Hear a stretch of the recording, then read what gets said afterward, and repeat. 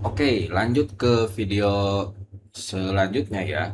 Setelah teman-teman mengisi transaksi ya, ini kan diisi di hari sebelumnya ya. Jadi misalnya teman-teman ngerjain ini tuh tanggal 10.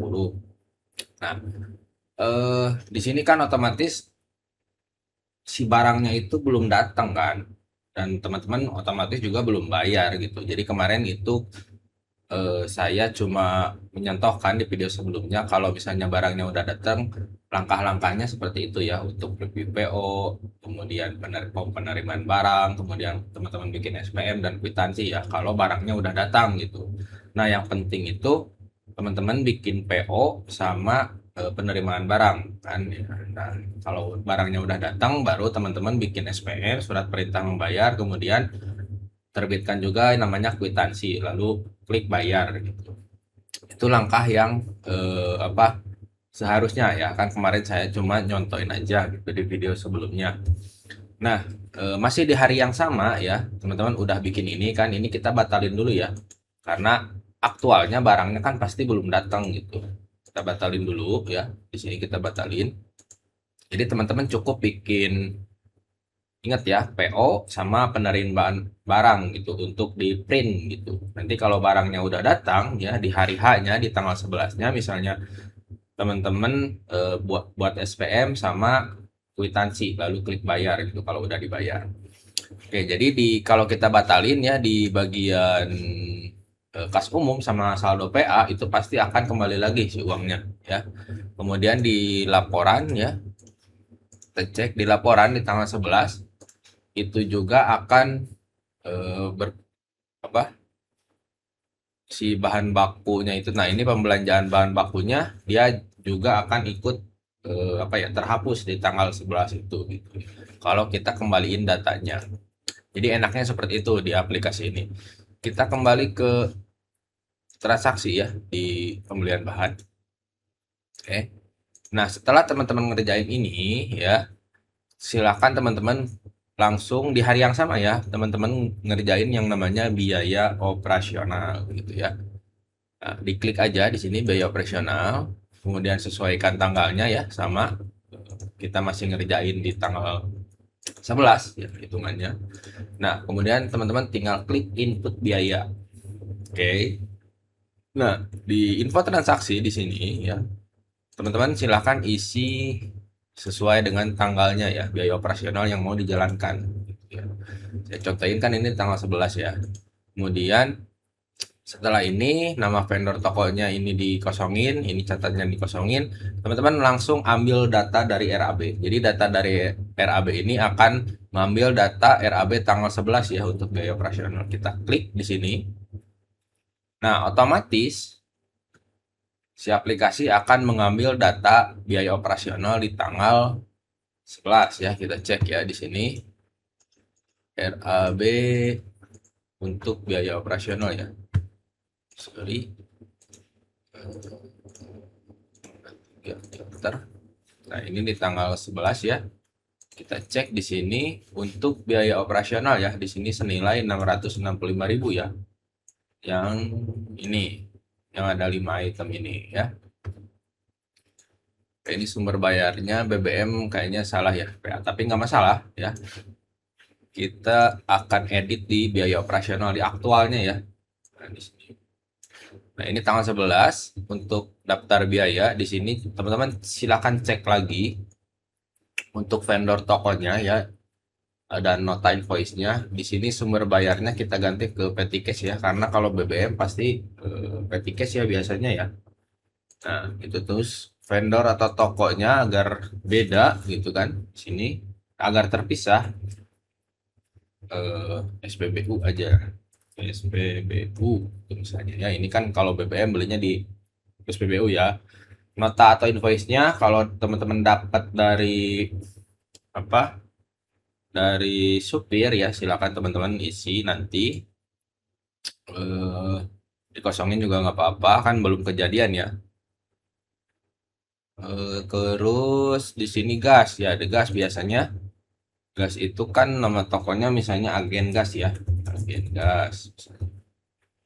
Oke, kemudian Oh ya, di sini juga saya mau kasih penjelasan ya. Di sini ada perlu surat perintah kerja SPK atau PO. Jadi biaya operasional seperti gas misalnya ataupun barang-barang atau jasa yang membutuhkan PO ya. Utilitas insentif rutin yang butuh PO itu silakan nanti dicentang di sini. Oke. Kemudian ya tapi teman-teman isi dulu ini ya. Jenis biaya lain pulpen misalnya di sini toko fotokopi misalnya. Toko fotokopi Jaya misalnya. Di sini juga di sini kantong plastik, kertas HPS di sini juga fotokopi Jaya. Kalau nggak tahu ya tinggal dikosongin aja ya. Misalnya kantong plastik ini beli di warung. Nah, seperti ini ya. Ini, nah ini dari kas tunai aja lah. Karena ini kan kantong plastik ya. Yang ini eh, transfer bank misalnya. Oke. Nah, sudah kurang lebih seperti itu untuk biaya operasional ya. Di sini nanti ada pilihan perlu surat perintah kerja atau SPK. Ini mau dicentang dulu boleh, enggak juga nggak masalah ya. Karena nanti masih bisa diedit. Kita centang aja dulu ya. Di sini kita centang. Pastikan benar ya di sini semuanya. Kemudian klik simpan semua ya. Nah, setelah simpan semua nanti akan ada datanya di sini ya. Tadi kan di sini datanya kosong ya. Nah, di sini ada. Nah, di sini eh kita bisa edit juga nih di sini. Nah, ini kenapa di sini ada SPM, di sini enggak gitu ya. Nah, ini biasanya akan mengkalkulasi ya. Kalau misalnya dia apa pembayarannya via petty cash, dia akan langsung bayar di sini ya, tombol bayar. Tapi kalau dia pembayarannya via transfer bank, dia akan muncul seperti ini nih. Cetak SPK, berita acara penerimaan SPM gitu. Untuk yang transfer via virtual account. Tapi kalau via eh, apa via petty cash, dia akan seperti ini, nggak perlu SPM ya, cukup PO kalau dibutuhin SPK atau cukup berita acara penerimaan aja gitu ya. Ini perbedaannya seperti itu ya. Nah, di sini juga vendornya udah ada, udah lengkap. Nah, karena tadi kita bayarnya ya via virtual bank sama dicentang si SPK-nya, perlu SPK atau PO-nya gitu. Kalau misalnya nggak dicentang ya, di sini kita uncheck ya, uncheck. Nah, ini kan yang ini nih, yang toko vendornya ya, dia akan menyesuaikan sesuai vendor, kita perbarui ya coba. Nah, kalau dia tidak dicentang, di sini akan ada tulisan tanpa PO ya. Kenapa di sini nggak ada tulisan tanpa PO? Karena di sini bayarnya pakai petty cash. Kalau yang di sini dia pakai virtual account. Dia cuma butuh surat perintah membayar aja gitu. Ya, itu perbedaannya ya. Jadi kita iniin aja, centang aja di sini tuh SPM-nya. Kalau misalnya butuh PO gitu ya. Kalau misalnya nggak butuh, ya seperti tadi kita ininya di uncheck ya, uncheck kemudian perbarui. Nah, jadi di sini ada beberapa nih, ada gas, ada pulpen HPS. Di sini kan biasanya kalau beli pulpen, beli HPS kan nggak perlu PO ya, tinggal ke toko fotokopi, tinggal beli gitu. Kalau mau via transfer ya tinggal SPM gitu, itu nggak masalah. Nah, kalau gas biasanya kan kita pesen dulu, terus gasnya datang gitu kan, berarti kan ada PO, terus ada bukti penerimaan gitu. Nah, kurang lebih seperti itulah logikanya. Cukup seperti ini aja sih untuk biaya operasional, karena ini kan nanti setelah barangnya datang ya. Nah, kalau misalnya seperti eh, apa ini yang kayak gini-gini, ini tinggal bayar aja ya. Kalau misalnya pas tanggal hari hanya gitu. Karena kalau kita klik bayar ya, klik bayar itu akan langsung terpotong di saldo di sini gitu. Ya, untuk biaya operasional. Jadi seperti itu aja untuk ngerjain biaya operasional. Jadi kan ini posisinya kita di tanggal sebelumnya ya. Jadi misalnya ini kita lagi ngerjain di tanggal 10-nya. Nah, nanti pas di tanggal 11-nya teman-teman tinggal bayar-bayar aja gitu. Tapi yang persiapkan gitu seperti ini ya. Ini tinggal di SPK-nya tinggal dicetak gitu. Ya, perihal subjeknya kita cek ya di sini ya. Ini kan kalau untuk yang P3S ini tinggal nanti ya, tinggal bikin berita acara penerimaan barang aja ya, misalnya dari warung. Kalau dia pakai faktur dia dimasukin sini, atau dia punya nota dia tinggal masukin sini, nanti dikumpulin di tanggal tersebut ya, di tanggal 11 ini tinggal di teman-teman print. Nah, ini. Kemudian yang ini juga tinggal di print ya, berita acaranya silahkan persiapkan. Kemudian yang ini yang pakai SPM ya, tinggal dilihat ya SPK-nya, di print ya, di print, dikasihin ke si agen gasnya ya, dikasihin ke agen gasnya. Kemudian ketika barang itu udah datang ya, silakan dicek ya, di SPK terima harga SPK sekian, sekian. Ini untuk berita acara penerimaan barang dan jasa. Ini teman-teman silakan diedit di sini kalau misalnya sesuai, tidak sesuai ya kitinya.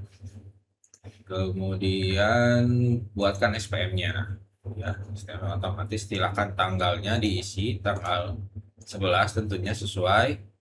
Kemudian nama suppliernya yang tadi ya, agen gas misalnya, agen gas supplier, jabatan pemilik misalnya,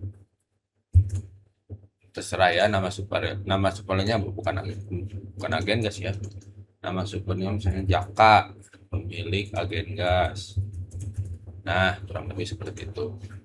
Oke, mengetahui kapal SPPG tanggal sekian, pembayaran gas, tabung gas, nomor rekeningnya berapa, nanti SPM-nya, banknya apa, nama pemiliknya siapa, nomor rekening si ini ya, si agen gas ini. Tinggal diisi, bank dia apa, nama pemiliknya siapa, misalnya tadi Jaka ya. Jaka, banknya misalnya ke Mandiri, nomor rekeningnya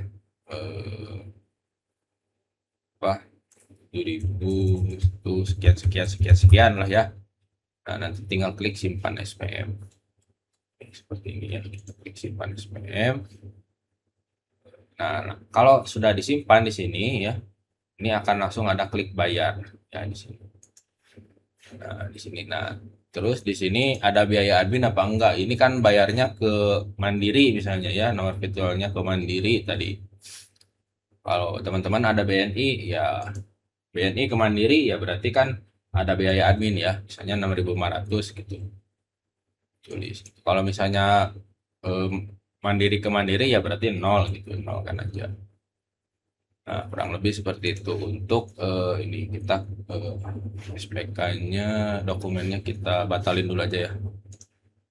Nah, nanti SPK-nya itu ada di sini nih. Nah, ini yang 135.000 ya. Kita hapus aja dulu. Oke, saya lihatin deh. Nah, ini SPM untuk yang pembelian gas ya. Ini bisa di preview, nanti previewnya bisa di download ya. Gitu. Ini kita hapus aja dulu ya. Ini. Kemudian kembali lagi. Nah, kalau dihapus dia akan balik lagi ke sini, harus bikin SPM. Gitu. Oke, jadi cuma itu aja sih apa yang harus teman-teman kerjakan sebelum ke hari tanggalnya untuk di biaya operasional. Jadi tinggal gampang banget, tinggal input biaya, kemudian tanggal transaksinya silahkan diambil Mei ya 11, tinggal diambil gitu. Nanti perlu SPK apa enggak, apa perlu PO apa enggak, bisa juga diedit di sini gitu, jadi gampang. Seperti itu untuk biaya operasional ya. Nanti kita lanjut ke video selanjutnya ya, untuk tahap yang harus dikerjain masih di hari yang sama ya. Oke, dari saya itu saja dulu. Wassalamualaikum warahmatullahi wabarakatuh.